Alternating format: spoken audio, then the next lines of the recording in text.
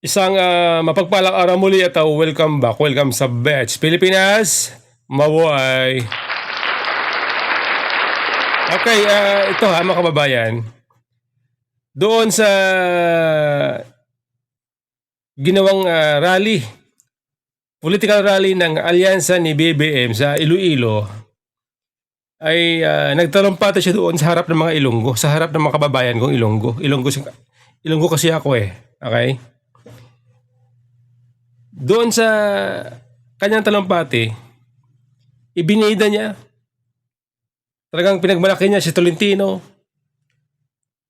na nauna daw mag-responde noong nanalasa ang bagyong Yolanda sa Tacloban City. Nauna daw si Tolentino. Nagatid ng tulong. Kaya lang, alam natin ang pangyayari doon noong time na nanalasa ang bagyo. Ang naunang rumisponde base sa ating mga nalaman, mga video, okay? Ang naunang rumisponde ay si dating Mayor Rodrigo Duterte ng Davao City.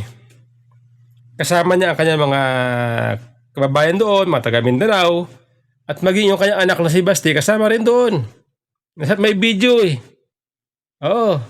Kitang-kita nga sa pagbumukha ni Basti, para pagod na pagod eh. May dala-dala pagkain, kumakain, nakaupo doon sa, nakasalampak doon sa kahoy.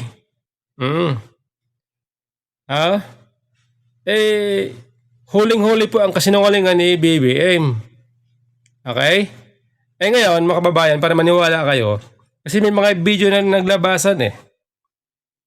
Hindi lang isa. 3 video ang naglabas. Ang mayroon para magpapatunay na itong si BBM ay sinungaling. Okay? So ito po mga kababayan na tingnan ninyo, dito nyo malalaman, okay? Hindi ako ang magdidebunk. Ang magdidebunk, video kung saan ang nagsasabi, ang nagpapatunay na ang naunang dumating at magbigay ng tulong ay si Mayor Duterte, at ang nagsasabi niyan mismo magkapatid na Romualdez. Ito po mga kababayan. Tolentino ng MMDA. Ang una, siya po ay MMDA na chairman. At masasabi ko po sa inyo, nung nandun po kami sa Tacloban at nag-aantay kami ng tulong, nag-aantay kami ng dadalhin ng mga gamit, ng mapagkain para sa mga nabiktima. Ang una pong dumating, si Senator Tolentino po. Siya ang unang nakarating sa Tacloban. Sabi ko, Mayor, yung tapang bagay sa'yo. Pero ako po, ay Mr. Malasakit. Pero sa totoo lang po, ako po talaga ay nagpapasalamat. Daghang salamat kayo kaya Mayor Duterte. Kay noong November 8, 2013, si Mayor Duterte, isa siya na nauna na pumunta sa Tacloban at nagtabang sa atin. Yun ang malasakit. Maraming sinabi, maraming batikos, pero nakita po natin, saksi po ako sa malasakit ni Mayor Duterte. Kaya po, hindi ko talaga matatanggihan o kailangan talaga tumanaw ako ng ulutang na loob sa lahat ng mga Bisaya. Kaya sinama niya lahat. Sinama niya lahat. Tiga Davao, Mindanao, at dinagsan kami ng mga relief goods, medisina, at lahat ng volunteer. Kaya palakpakan mo natin si Mayor Duterte at lahat nagmamalasakit sa atin. Naglabas ng hinanakit si Tacloban City Mayor Alfred Romualdez sa hearing kanina sa Senado tungkol sa pagtugon ng gobyerno sa Super Typhoon Yolanda. Ayon kay Romualdez, huli na raw nung nagpadala ng mga karagdagang pulis para sa seguridad matapos humagpit ang super bagyo. Hindi naman nakadalo sa pagdinig si DILG Secretary Mar Rojas. May report si Jam Sisante. Naiyak si Tacloban Mayor Alfred Romualdez sa hearing ng Joint Congressional Oversight Committee tungkol sa pagresponde ng gobyerno pagkatapos ng bagyong Yolanda. Natakot daw kasi siya para sa kaligtasan ng kanyang asawa at mga anak noong kasagsagan ng ulan. She called me and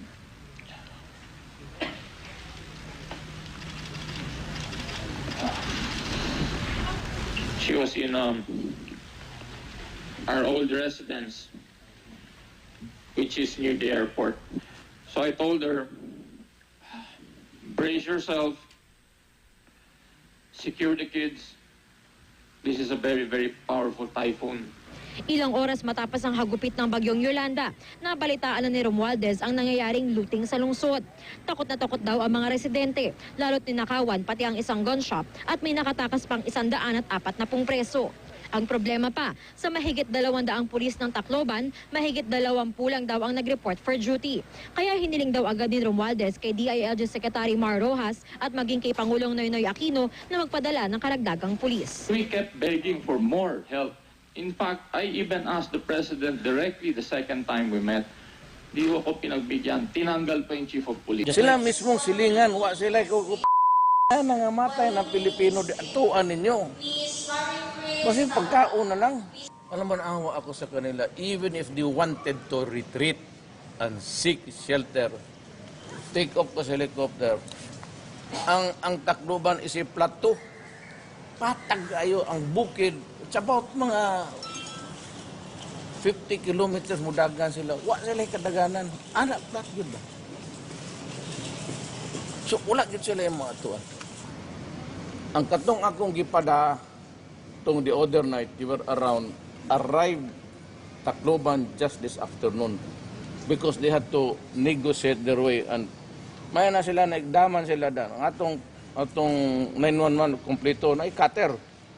So ikat nila hinay-hinay, nakaabot sila. I think we are the first, but I'm not saying that we are the only one who's helping. Okay? So yan malinaw.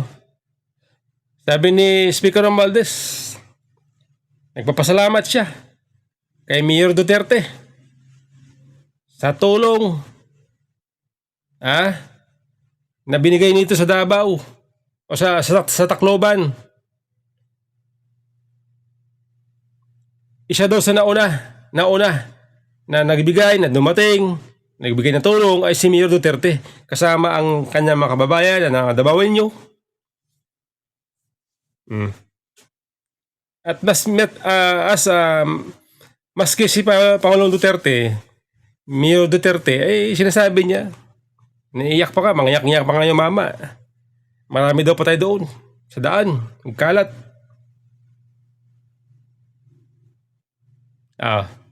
Binabanggit ni Mayor Duterte, siya daw nauna, pero sabi niya, hindi ko na sasabihin niya, hindi ko na anuin yan. Baliwala yan, sabi ni Mayor Duterte. Pero si BBM,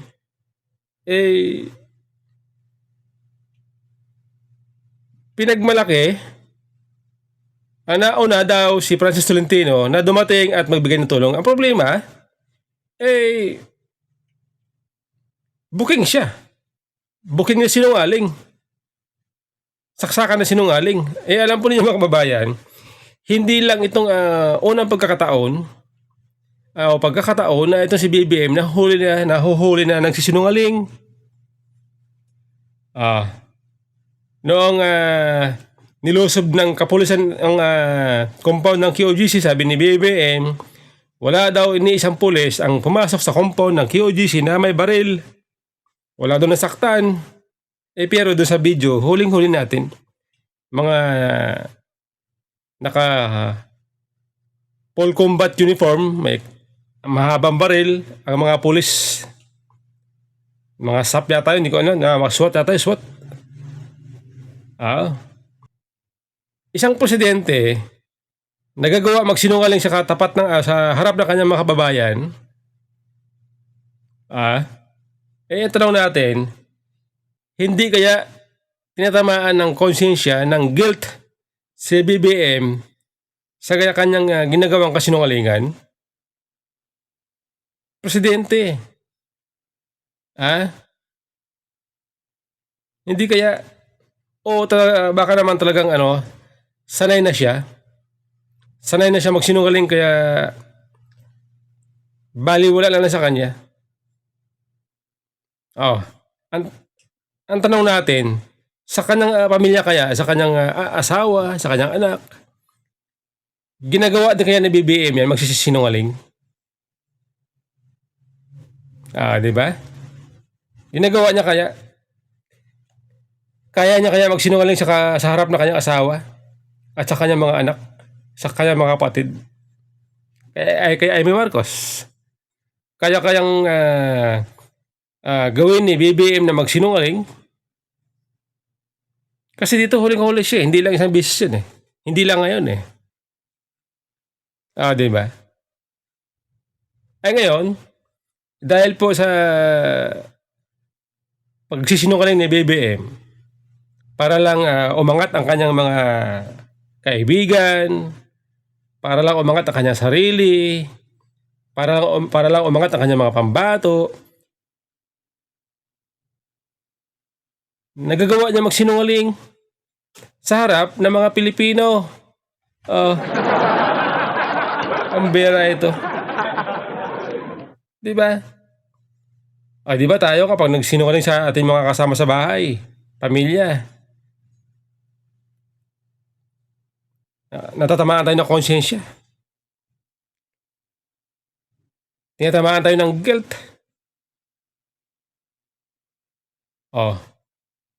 Di ba? Kasi alam natin na ang Panginoon Diyos, alam niya ang katotohanan, yun eh. Kapag alam mo, may takot ka sa Diyos, na alam niya ang inyong ginagawa, hindi mo pwede itago ang kasinungalingan. Si BBM kaya may takot sa Diyos. Si BBM kaya tapat sa kanyang asawa, sa kanyang mga anak.